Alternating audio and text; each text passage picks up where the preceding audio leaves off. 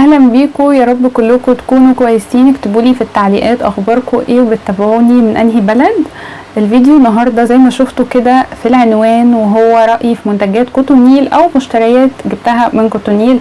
هقول لكم رأيي فيها او ريفيو عنها بكل صراحة وبكل التفاصيل. يلا بينا نبتدي.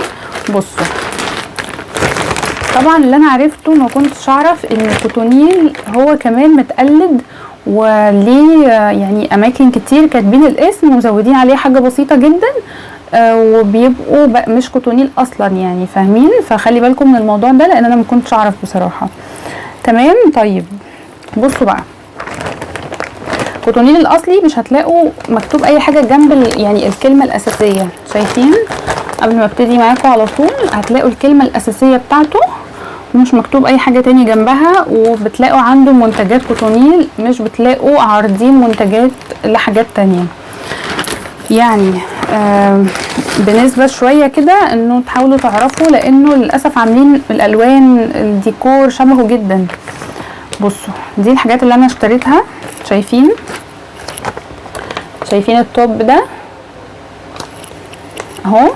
بصوا بقى، طبعا في منه مقاسات، هو في نسبة لكرة وكمان بس نسبة اللكرة دي بسيطة جدا 5%، ونسبة القطن هي الاكتر 95%. طيب التوب اللي انا بقولكوا عليه هو ده اللي انا لابساه دلوقتي. بجد يا جماعة، يعني بجد فعلا حلو قوي قوي، من احلى الحاجات اللي انا جبتها. انا كنت جايبة منهم قبل كده اللون الاسود، وبعد كده من كتر ما هو عجبني قررت ان انا عايزه اجيب الابيض والبيج ده اللي انا لابساه او الكافيه، لان دول الوان اساسيه جدا وبتليق على كل اللبس، بينفعكوا على كل حاجه حرفيا. يعني هتلبسوا بليزر بيتلبس تحته، هتلبسوا بيتلبس لوحده على اي سكيرت عندك مثلا بيتلبس عليها. يعني بجد ليه ستايلنج، لا يعني بشكل كتير جدا. يعني ممكن اعمل لكم فيديو بقى مخصص ستايلنج، ازاي تعملوا التوب الاساسي في اللبس بتاعكم. ده من اساسيات اللبس، يعني عارفين فيديوهات اللي هي بعمل لكم فيها اساسيات اللبس المفروض تكون عندك، هو التوب ده. خصوصا اللي بكم، يعني للمحجبات لازم يكون بكم، وتكون الرقبه بتاعته كده اهو، او الهاي، يعني الهاي كول براحتكم، بس انا ما بحبش الهاي قوي. هي دي بتكون كويسه، ففي منها كده وفي اللي هي الهاي مفيش اي مشاكل. في طبعا مقاسات، هو مش وان سايز ولا حاجه، بتجيبوا المقاس بقى اللي انتوا بتحبوه. بجد بجد خطير خطير. في الصيف بيبقى حلو جدا، مع الحر وكده بيبقى يعني شيك، من ناحيه ان انتوا لابسين توب شيك نفس الوقت قطن مش لكرة بنسبه كبيره. ما بيحررش، شكله قيم بصراحه من كل النواحي. طيب انا حبيت اجيبه زي ما قلت لكم، جبت البيج وجبت الابيض هوريه لكم دلوقتي. هو سعره مفروض 120 جنيه، دلوقتي غلي. كان الاول سعره 100 جنيه، وكانوا عاملين عليه ديسكاونت 10%، كان ب90.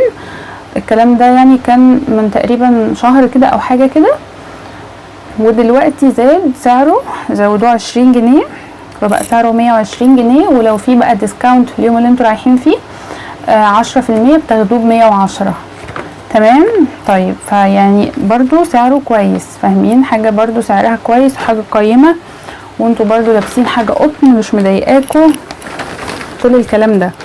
هو طبعا غلوه يعني شويه فتره قصيره، بس ايه ما جاتش عليه، يعني كله غلي. بصوا بقى، هو ده الابيض اللي انا جبته. مش عارفه يعني، انا بجد بصراحه الماتيريال خطيره خطيره خطيره، يعني خطيره حرفيا. ده انا لسه مستعملتهوش، ده جديد. بصوا السايز بتلاقوه مكتوب هنا، انتوا بتطلبوا بقى السايز اللي انتوا عايزينه على حسب، فبتطلبوا بيكون فيه بقى كتير وكده. والماتيريال بتاعته حلوه جدا زي ما انتوا شايفين، هو كده مش هاي كول وبكم بقى عادي. يعني نصيحتي ليكم ان انتوا يا جماعه ما تجيبوش الحاجات اللي هي البيزك دي، ان هي تكون كات ونص كم وكده، خصوصا لو انتوا محجبات، لان هتفضلوا تقفلوا فيه بقى، تقعدوا تحطوا بقى حاجات عشان تقفلوا فيه. لكن ده يتلبس عادي جدا لو انتوا لابسين كارديجان كات، فبتبقوا محتاجين ان هو بتاع عشان جديد عمال يطلع كده زي خيوط. ف يعني ده بصراحة الستايلنج بتاعه احلى واشيك، وكمان بينفع معاكم على حاجات كتير. لو انت عندك زي ما قلت لكم كارديجان كات هتلبسيه تحته بكل شياكه ويبقى شكله قيم جدا، وبصراحه هيبقى حلو جدا معاكي. لكن الكات والنص كم وكده ده بصراحه مش عملي يعني، غير لو انت كل الحاجات اللي عندك اللي بتلبسيها من فوق حاجات بالكم، فانت بقى محتاجه حاجه كات كده ويبقى بس اللي باين المنطقه دي مثلا، دي يعني تمام مفيش مشكله، ده موضوع تاني. فحبيت اوريلكم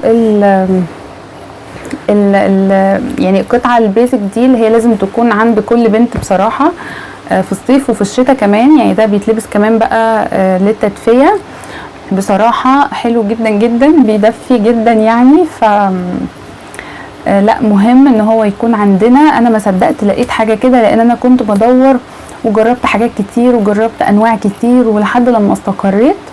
عشان كده حبيت اعمل لكم الفيديو ده. لا استقريت خلاص على حاجات كوتونيل، وكمان الحلو فيها ان هي بتقعد فتره. يعني انتوا بس حاولوا ما تبهدلوش قوي في الغسيل، يعني حاولوا حافظوا عليه، ما تحطوش مع حاجات طبعا بتعمل لون مش عارف ايه كل الكلام ده. وهو هيفضل معاكم بصراحه كويس يعني بجد. لا من الحاجات اللي تستاهل ان انتوا تجيبوها وتستاهل ان انتوا تجربوها. لو في حد مجربه قبل كده اكتبولي في التعليقات وقولوا لي كان رايكم ايه وكان تجربتكم ايه معاه. ولو بتستعملوا اي حاجه اي يعني شركه من الحاجات اللي هي البيزك دي اللي احنا بنستعملها دايما، اكتبولي وقولوا لي بتستعملوها منين وتبع ايه وتبع شركه ايه والكلام ده كله، عشان نجرب كلنا ونستفيد، لان دول مهمين قوي. بس برضو عايزه اقول لكم حاجه، بياخدوا لهم فتره وخلاص، يعني هما ليهم وقتهم وخلاص. يعني بعد كده خلاص ممكن تحولوهم للبيت مثلا، يعني خلاص بيجي لهم وقت بيقدموا، فاهمين؟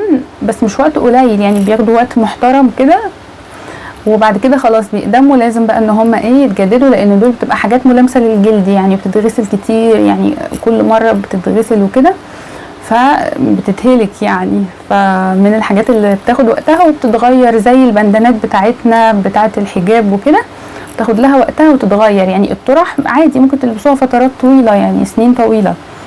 ليه؟ لان هي مش بتتبهدل قوي زي الحاجه اللي هي من تحت دي زي البندانه، فاهمين؟ فبتحتاجوا كل فتره تغيروا بقى البندانات، الحاجات اللي هي الاساسيه البيزك دي زي ما قلت لكم، بحيث بتدي كمان شكل قايم لما بتكون جديده. اما بتكون يعني مش مهلوكه اقصد، بتدي شكل قايم لللبس وبتدي شكل شيك وشكل ان اللبس بتاعكم فعلا متعوب عليه، يعني فاهمين؟ لما كل ما تبقى الحاجات قديمه قوي او مهلوكه قوي بتدي لللبس ان هو لا مش قايم قوي يعني. فطبعا احنا مش عايزين كده. بس كده دي كانت كل حاجه للفيديو، يا رب يكون عجبكم وتكونوا استفدتوا منه.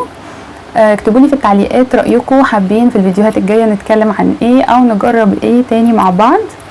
وعايزاكم كمان انصحكم جدا جدا تروحوا تتابعوا البلاي ليست اللي انا هسيبها لكم دلوقتي على الشاشه وفي علامه الاي، وكمان هتلاقوها في الديسكريبشن بوكس، فيها كل الحاجات اللي بتكلم فيها هنا على الشانل. هتعجبكم جدا جدا، مخصصه كل بلاي ليست لحاجه معينه عشان تقدروا كده تشوفوا حاجات الشعر مع بعض، بشره مع بعض، ميك اب مع بعض، وهكذا. واكتبوا لي دايما رايكم واقتراحاتكم في التعليقات. وكمان عايزاكم تروحوا تابعوني على مواقع السوشيال ميديا، على التيك توك وعلى الفيسبوك وعلى انستجرام كمان، هتلاقوني سايبه كل اللينكات في الديسكريبشن بوكس تحت. واستنوني في الفيديو اللي جاي، باي باي.